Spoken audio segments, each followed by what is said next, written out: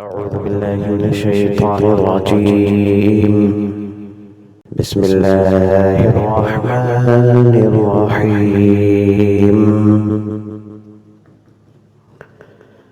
الحمد لله الذي أنزل على عبده الكتاب ولم يجعل له عوجا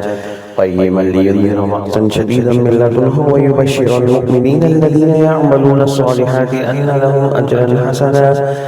ماكثين فيه أبدا وينذر الذين قالوا اتخذ الله ولدا ما لهم به من علم ولا لآبائهم كبرت كلمة تخرج من أفواههم إن يقولون إلا كذبا فلعلك باخع نفسك على آثارهم إن لم يؤمنوا بهذا الحديث أسفا إنا جعلنا ما على الأرض زينة لها لنبلوهم أيهم أحسن عملا وإنا لجاعلون ما عليها صعيدا جرزا أم أحسبت أن أصحاب الكهف والرقيم كانوا من آياتنا عجبا إذ أوى الفتية إلى الكهف فقالوا ربنا آتنا من لدنك رحمة وهيئ لنا من أمرنا رشدا فضربنا على آذانهم في الكهف سنين عددا ثم بعثناهم لنعلم أي الحزبين أحصى لما لبثوا أمدا نحن نقص عليك نبأهم بالحق إنهم فتية آمنوا بربهم وزدناهم هدى وربطنا على قلوبهم إذ قاموا فقالوا ربنا رب السماوات والأرض لن ندعو من دونه إلها لقد قلنا إذا شططا هؤلاء قوم اتخذوا من دونه آلهة لولا يأتون عليهم بسلطان بين فمن أظلم ممن افترى على الله كذبا وإذ اعتزلتموهم وما يعبدون إلا الله فأووا إلى الكهف ينشر لكم ربكم من رحمته ويهيئ لكم من أمركم مرفقا وترى الشمس إذا طلعت تزاور عن كهفهم ذات اليمين وإذا غربت تقرضهم ذات الشمال وهم في فجوة من ذلك من آيات الله من يهد الله فهو المهتد ومن يضلل فلن تجد له وليا مرشدا وتحسبهم أيقاظا وهم رقود ونقلبهم ذات اليمين وذات الشمال وكلبهم باسط ذراعيه بالوسيد لو اطلعت عليهم لوليت منهم فرارا ولملئت منهم رعبا وكذلك بعثناهم ليتساءلوا بينهم قال قائل منهم كم لبثتم قالوا لبثنا يوما أو بعد يوم قالوا ربكم أعلم بما لبثتم فابعثوا أحدكم بورقكم هذه إلى المدينة فلينظر أيها أزكى طعاما فليأتكم برزق منه وليتلطف ولا يشعرن بكم أحدا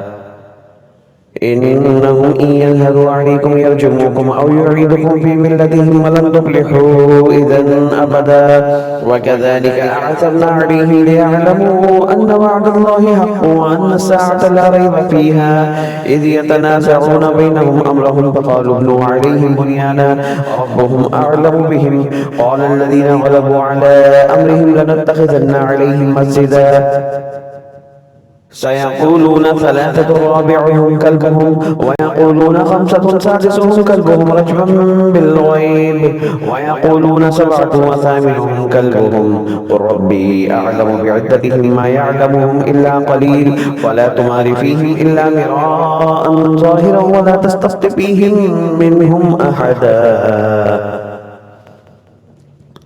ولا تقولن لشيء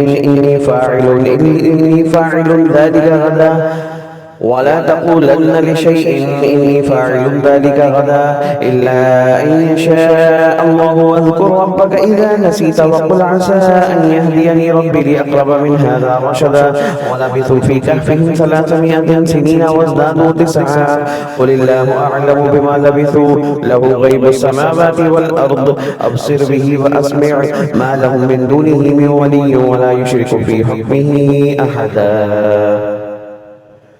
واتل ما أوحي إليك من كتاب ربك لا مبدل لكلماته ولن تجد من دونه ملتحدا واصبر نفسك مع الذين يدعون ربهم بالغداة والعشي يريدون وجهه ولا تعد عيناك عنهم تريد زينة الحياة الدنيا ولا تطع من أغفلنا قلبه عن ذكرنا واتبع هواه وكان أمره فرطا وقل الحق من ربكم فمن شاء فليؤمن ومن شاء فليكفر إنا أعتدنا للظالمين نارا أحاط بهم سرادقها وإن يستغيثوا يغاثوا بماء كالمهل يشفي الوجوه بئس الشراب وساءت مرتفقا إن الذين آمنوا وعملوا الصالحات إنا لا نضيع أجر من أحسن عملا أولئك لهم جنات عدن تجري من تحتهم الأنهار يحلون فيها من أساور من ذهب ويلبسون ثيابا خضرا من سندس واستبرق متكئين فيها على الأرائك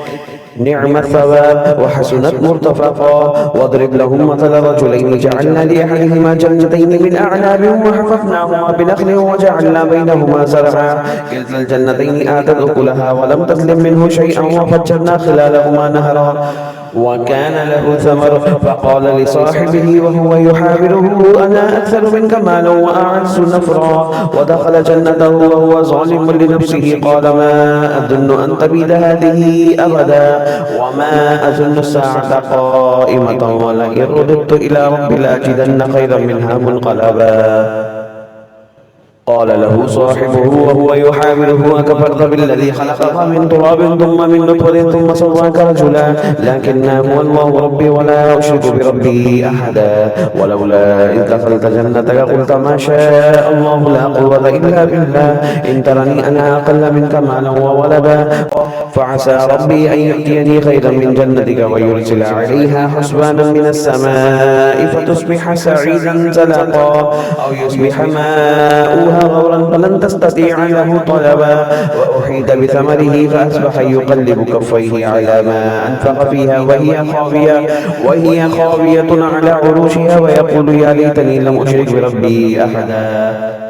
ولم تكن له فئة ينصرونه من دون الله وما كان منتصرا هنالك الولاية لله الحق هو خير ثوابا وخير عقبا واضرب لهم مثل الحياة الدنيا كماء إن أنزلناه من السماء فاختلط به نبات الأرض فأصبح حشيما تذروه الرياح وكان الله على كل شيء مقتدرا المال والبنون زينة الحياة الدنيا والباقيات الصالحات خير عند ربك ثوابا وخير أملا ويوم نسير الجبال وترى الأرض بارزة وحشرناهم فلم نغادر منهم أحدا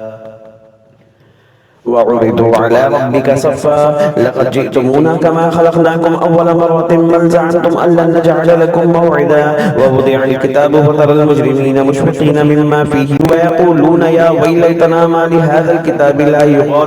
لا يغادر صغيرة ولا كبيرة إلا أحصاها ووجدوا ما عملوا حاضرا ولا يظلم ربك أحدا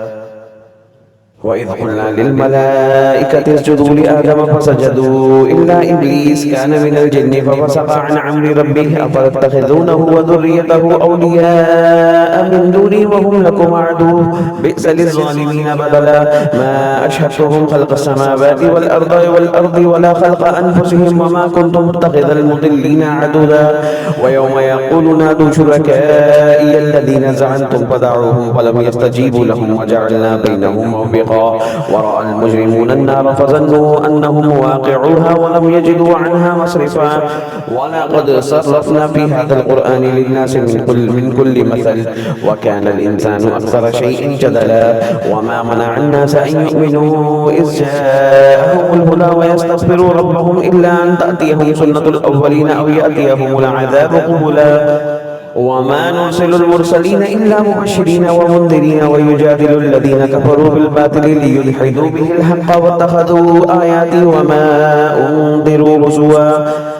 ومن أظلم ممن ذكر بآيات ربه فأعرض عنها ونسي ما قدمت يداه إنا جعلنا على قلوبهم أكنة أن يفقهوه وفي آذانهم وقرا وإن تدعوهم إلى الهدى فلن يهتدوا إذا أبدا وربك الغفور ذو الرحمة لو يؤاخذهم بما كسبوا لعجل لهم العذاب بل لهم موعد لن يجدوا من دونه موئلا وتلك القرى أهلكناهم لما ظلموا وجعلنا لمهلكهم موعدا وإذ قال موسى لفتاه لا أبرح حتى أبلغ مجمع البحرين أو أمضي حقبا فلما بلغ مجمع بينهما نسيا حوتهما فاتخذ سبيله في البحر سربا فلما جاوز قال لفتاه آتنا غداءنا لقد لقينا من سفرنا هذا نسبا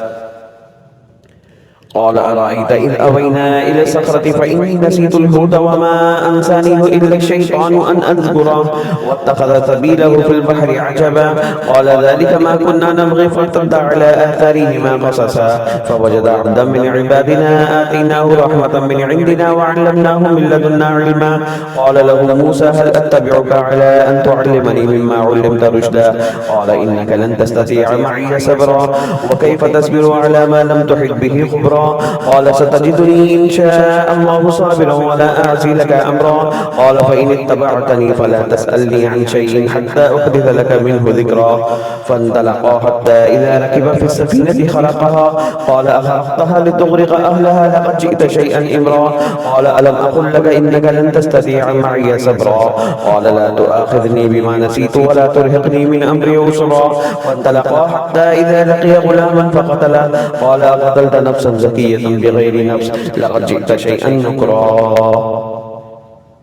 قال ألم أقل لك إنك لن تستطيع معي صبرا قال إن سألتك عن شيء بعدها فلا تصاحبني قد بلغت من لدني عذرا فانطلقا حتى إذا أتيا أهل قرية استطعما أهلها فأبوا أن يضيفوهما